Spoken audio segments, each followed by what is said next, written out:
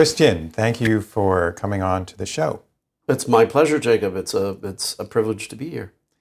So, Christian, you had a very stimulating essay in Foreign Policy on their website about Russia.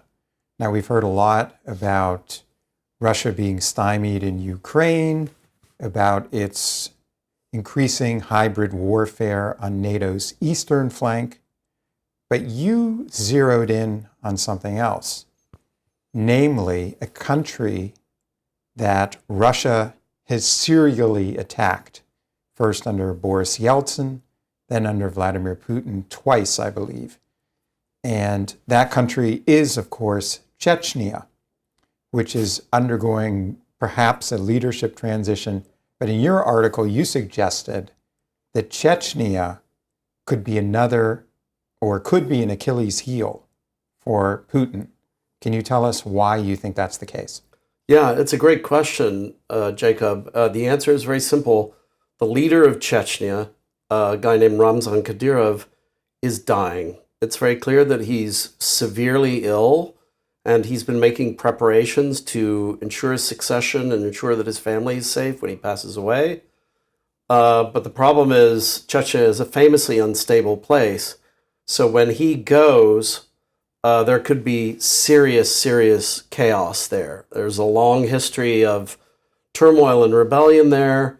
When Ramzan Kadyrov's father came to power, they managed to put an end to that. What was his father's name and when did he come to power? Yeah, his father's name was Ahmad Kadyrov, and he came to power in 2000, I believe, during the second, what we call now the Second Chechen War, which was underway at the time. His father was a sort of consensus figure who was a very important religious figure in Chechnya and managed to quiet things down. Now, you actually went in with Russian troops at that time in 2000 as a correspondent for Newsweek? I did. I also went in 2003, again with Russian troops, and interviewed the father when he had become president of Chechnya. And that was very illuminating, but it all felt very tentative and unstable.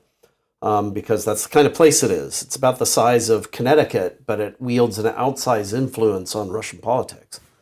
And Putin only managed to quiet the situation down by installing this family in power. And Ramzan, the son, who's been in power now for, I think, almost 25 years, no, more like 20 years, he has done so by installing a North Korean-style regime of dictatorship, which has kind of tamped everything down. But as soon as he goes, all bets are off. And the last thing Vladimir Putin needs right now is a bleeding ulcer in the heart of Russia when he's trying to subdue Ukraine. Now, why are all bets off? All bets are off because the Chechens have such a notorious history of fractionalism, and Ramzan Kadyrov has earned this stability by both marriage politics with other clans, but also by brutally suppressing his enemies. And that's included hunting them down overseas and killing them. And Chechnya, it's kind of like the Sicily of Russia, right? They have a long organized crime tradition, and they have these very serious blood feud traditions.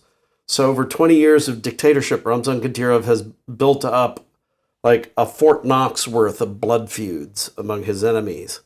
And as soon as he's gone, they'll have a chance to take revenge. Not to mention seizing power. I mean, there are a lot of candidates waiting in the wings.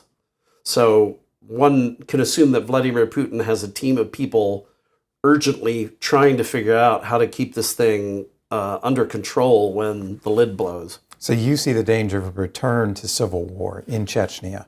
Yes, very much so. And the Ukrainians have been very artfully stirring the pot. The Ukrainian parliament basically recognized Chechnya as an independent nation a few years ago. And they've welcomed a lot of Chechens who are fighting on the Ukrainian side against the Russians. There are also Chechens, just to make things even more complicated, there are also Chechens fighting on the Russian side, right? Because Kadyrov is a strong Putin loyalist. But there are plenty of Chechens fighting on the Ukrainian side, and the Ukrainians are supplying them with all kinds of delightful weapons. And the Ukrainians, knowing Russia intimately as they do, that's a big part of this whole story, right? They're doing everything they can to make Chechnya as turbulent as possible when Kadyrov goes. Now, Chechnya has been a source of friction for the Russian Empire as well, has it not? Indeed, in the 1860s, when Russia was conquering that part of the world, the Chechens put up a very, very harsh and persistent resistance that was fueled with a kind of Islamic holy war. And famously, Tolstoy wrote a whole beautiful novella about the war to suppress the Chechens. He kind of admired, it was sort of like American romantics who admired the Native Americans. He admired their spirit of resistance, their ability to fight against overwhelming odds. And it's a tiny place, but they have this history of just really persistently battling outsized enemies. When you look at Kadyrov, why do you think he's not that old? What is he dying of? Do we know? We're not sure. One of the diagnoses is that he's dying of pancreatic disease, terminal pancreatic disease. There are other reports that he's been on dialysis, so it sounds like he has some failing kidneys, something in that general vicinity of the body. But he has sought treatment. He's been treated in Moscow. He has his own, very, very well-equipped hospital because he has a lot of money to work with. And he's apparently also sought treatment in the United Arab Emirates, where he's also been parking a lot of money and preparing his family for a possible, refuge after he goes. Even by the standards of the region, Kadyrov has been a remarkably brutal leader, has he not? That is very true. He's been sanctioned by the European Union, the UK, the United States, in particular for his savage policies against LGBT people. He styles himself as an Islamic fundamentalist, so he has very, very harsh views about that particular issue. He's also, as I mentioned earlier, he's been known to hunt down his opponents overseas and in other parts of Russia. He was behind the assassination of one of his main rivals in a Dubai parking garage. I believe it was in 2008. So if you disagree with him, he will hunt you down and kill you. How does his Islamic fundamentalism manifest itself? Well, he has instituted a Sharia regime in his republic, which is a marvelous indictment of all of these people who try to portray Russia as a defender of traditional Christian values. They seem to completely ignore the fact that Putin has allowed this guy to establish a Saudi-style, religious dictatorship in the middle of Russia.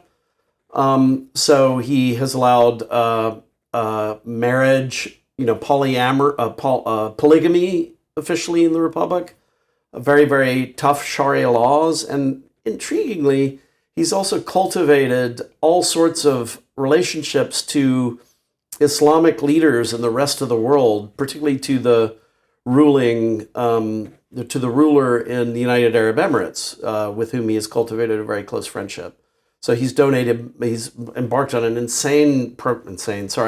very expansive program of mosque building in Chechnya, spent enormous amounts of money on Islamic charities in various parts of the Muslim world. So he's really tried to profile himself as an exemplary Muslim leader. Is he connected to the Muslim Brotherhood as well?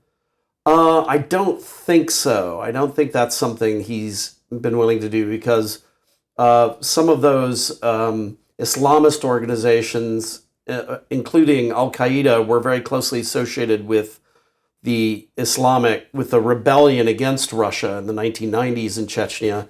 And Putin really, really cracked down on them very, very hard. So I don't think he would dare to associate himself with those groups. Instead, he's associated himself with established Islamic leaders in the Muslim world. That would be going a step too far, I suspect. Vladimir Putin originally consolidated his power by alleging that Chechens had bombed an apartment building in Moscow. Isn't that really the foundation stone of Putin's own dictatorship in Russia? Absolutely. It was several buildings in Moscow and a building and other terrorist attacks as well. There's a lot of doubt, very well-founded doubt, as to whether the Chechens were actually behind those attacks.